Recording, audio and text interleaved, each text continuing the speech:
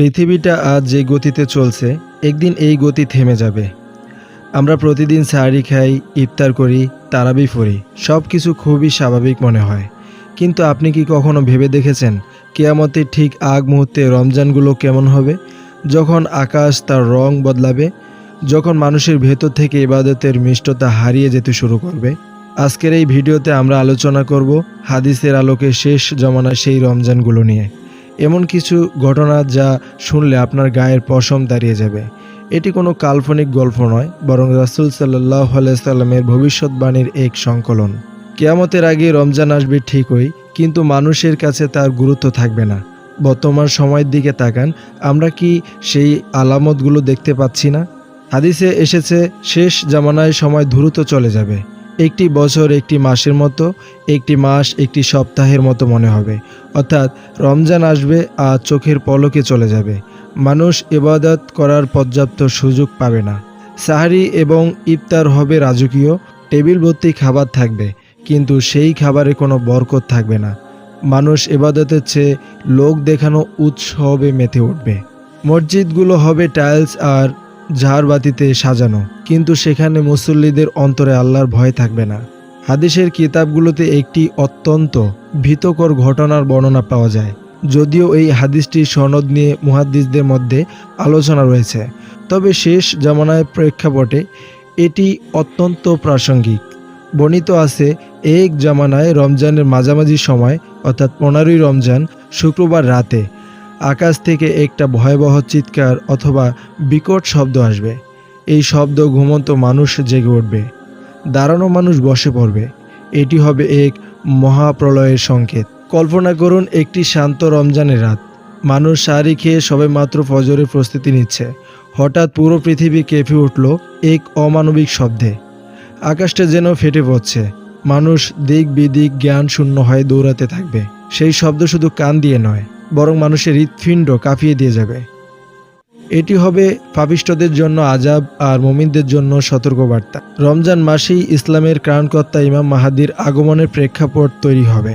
যখন পৃথিবী জুলুম আর অত্যাচারে ভরে যাবে, যখন মুসলমানরা রমজানেও শান্তিতে ইবাদত করতে পারবে না, ঠিক তখন মক্কায় তার আত্মপ্রকাশ ঘটবে। হাদিস অনুযায়ী রমজান মাসে দুটি বিশেষ মহাজাগতিক নিদর্শন দেখা দিতে পারে।